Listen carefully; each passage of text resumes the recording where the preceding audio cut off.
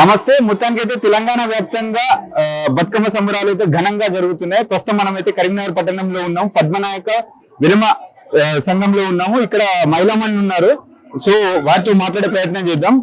ముందుగా కరీంనగర్ ప్రాంత వాసి, ఈ ప్రాంత ఆడపడుచు జూపల్లి మంజులారావు గారు ఉన్నారు. వారితో మాట్లాడే ప్రయత్నం చేద్దాం. మేడం నమస్తే. మేడం చెప్పండి, మొత్తం తెలంగాణ వ్యాప్తంగా తిరుగుతున్నారు. సో అన్ని చోట్లలో పాల్గొంటున్నారు. తెలంగాణ బతుకమ్మ సంబరాలు ఎలా జరుగుతున్నాయి చెప్పండి. చాలా బ్రహ్మాండంగా జరుగుతున్నాయి. లాస్ట్ 9 రోజులుగా ఒక ఉత్సవం లాగా ఉంది. మహిళలు అయితే కంప్లీట్ గా వచ్చేసి మొత్తం బతుకమ్మ చుట్టే ఉన్నారు. అట్ సేమ్ టైం ఏంటంటే ఎక్కడ చూసినా గానీ చెట్టు మీద అయితే పూలు లేవు, మొత్తం బతుకమ్మ మీదే పూలు కనబడుతున్నాయి. అందరూ చెప్తారు ఏంటి అంటే మనం భగవంతుడికి పూలతో పూజ చేస్తాము, కానీ అలాంటి పూలనే ఒక తెలంగాణలో మాత్రమే ప్రత్యేకించి ఇలాంటి బతుకమ్మ చేసుకోవడం నిజంగా చాలా ఆనందం తెలంగాణ మహిళలందరికీ. అట్ ద సేమ్ టైం ఇప్పుడున్న మగవారందరూ కూడా మాకు సపోర్ట్ చేయడం ఇంకా చాలా ఆనందంగా ఉంది. ఒకప్పటికంటే మా అమ్మమ్మ కాలం, నానమ్మ కాలం కంటే ఇప్పుడు ఇంకా బ్రహ్మాండంగా చేసుకుంటున్నాము.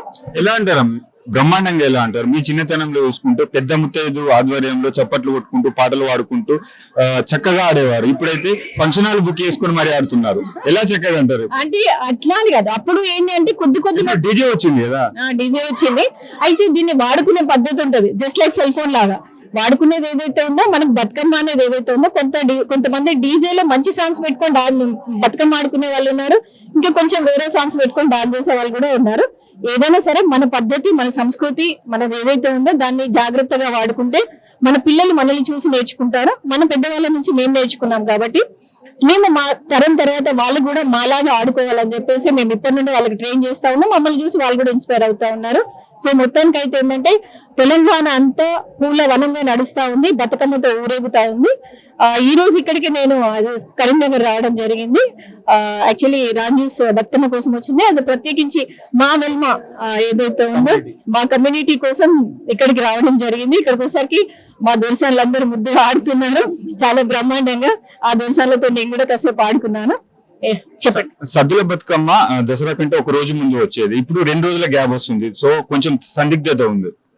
సందిగ్ధత అనేది ఇప్పుడు వచ్చి పండుగల ప్రతి ఒక్క దానిలో ఉంది. అంటే కొంతమంది ఈ రోజు అంటున్నారు, కొందరు రేపు అంటున్నారు. కాకపోతే ఏదైతుందో కొంతమంది డిఫరెంట్ డే చేసుకున్న బతుకమ్మ అయితే కంపల్సరీ చేసుకున్నారు. ఇప్పుడు కొన్ని ప్లేస్ లో తీసుకుంటే నిన్న చేసుకున్నారు, వెన్నవాడ లాంటి ప్లేస్ లో తీసుకుంటే నిన్న చేసుకున్నారు. మేము రేపు చేసుకుంటున్నాం. అది ఎవరైనా సరే బతుకమ్మే, అమ్మవారు ఏ రోజు ఆడుకున్నా బతుకమ్మను సాంప్రదాయ పద్ధతి ప్రకారంగా ఆడుకొని పద్ధతి ప్రకారంగా అందరం కలిసి, ఎక్కడెక్కడ ఉన్న వాళ్ళు ఉంటారు, నిజంగా ఊళ్ళల్లో ఉన్న వాళ్ళు ఉంటారు, సిటీలో ఉన్న వాళ్ళు ఉంటారు, ఎక్కడెక్కడ వాళ్ళు చుట్టాలు అందరూ, ఇంటి ఆడపడుచులు అందరూ కలిసి ఒక దగ్గరికి వచ్చి అది ఆడుకోవడం అనేది ఏ సమయమైనా సరే అది మంచి సమయమే అంటాను. అది ఏ రోజైనా మంచి రోజనే అంటాను నేను. ఈ బతుకమ్మ పండుగ వచ్చేసి చాలా అనాదిగా వస్తుంది, కానీ తెలంగాణ ఉద్యమ సమయం నుండి ఇప్పుడు గతంలో చేసిన ఇది జాగృతి, కొన్ని రాజకీయ పార్టీలు కావచ్చు, కొన్ని జాగృతి సంస్థలు, కవిత లాంటి వారు కావచ్చు, చాలా ముందుకు తీసుకెళ్లారు. సో ఇప్పుడు ఇప్పుడు వచ్చి 13 సంవత్సరాల నుండి అంటే ఎలా అభివృద్ధి చెందింది అనుకుంటారు? అరేంజ్మెంట్స్ పరంగా గతంలో చూసుకున్నట్టయితే బీఆర్ఎస్ కు 2 సార్లు అవకాశం ఇచ్చారు, ఇప్పుడు కాంగ్రెస్ కు అవకాశం ఉంది. అరేంజ్మెంట్స్ విషయంలో ఏమైనా చేంజెస్ అనిపిస్తున్నాయా, అలాగే బాగుందంటారు? అంటే పొలిటికల్ అయితే నేను మాట్లాడదలుచుకోలేదు. అదే ఎందుకంటే నేను బిజినెస్ ఉమెన్, నేను SMS groups founder and chairman. Political గురించి నేను మాట్లాడదలుచుకోలేదు. కాకపోతే ఏంటి అంటే తెలంగాణ గవర్నమెంట్ ఉన్నప్పుడే ఇంకా అద్భుతంగా ఆడుకున్నాము, ఇంకా అద్భుతంగా అనిపించింది నాకైతే. పొలిటికల్ది అది వదిలేస్తే మేమైతే అందరం హ్యాపీగా ఆడుకుంటున్నాము. దానికి 14 ఏళ్లలో తీసుకుంటే ఏంటంటే నిజంగా చాలా అభివృద్ధి ఉంది. అదే అమెరికాలో ఒకప్పుడు ఇంత ఆడుకునే వాళ్ళు కాదు, ఇంకా మిగతా ప్లేస్ లో మన వాళ్ళు NRIs ఎవరైతే ఉన్నారో తెలంగాణ నుండి వెళ్ళిన వాళ్ళు ఇప్పుడు వాళ్ళు మనకంటే డబుల్ స్పీడ్ లో ఆడుతున్నారు, డబుల్ స్పీడ్ లో పండుగ చేసుకుంటున్నారు. కాబట్టి మనం అభివృద్ధి చెందిందనే అనుకోవాలి. ఎందుకంటే దేశాలకు వెళ్ళిపోయి మన వాళ్ళు ఇక్కడ వాళ్ళందరూ ఇంతకంటే గొప్పగా చేసుకుంటున్నారంటే దాన్ని అభివృద్ధి అని అంటారు. సేమ్ టైం ఇప్పుడు చూస్తున్నారు కదా, రోజుకో కోడింగ్ అంట, ఇవాళ క్రీమ్ అంట. అప్పుడు ఇంత లేకుండే. నా చిన్నప్పుడు అయితే మేము సద్దు రోజే ఎక్కువ చూసేదాన్ని. బొడ్డెమ్మ అనేది అది అనాదిగా వస్తున్నది. మేము అప్పుడు చిన్న బాలం కాబట్టి ఆడుకునేది. అది ఇంకొక రీతిలో ఉండేది. ఇదేంటంటే ఇప్పుడు డీజేలు వచ్చినాయి, కలర్ఫుల్ బతుకమ్మలు వచ్చినాయి, కలర్ఫుల్ గా చాలా ఆడుతున్నారు.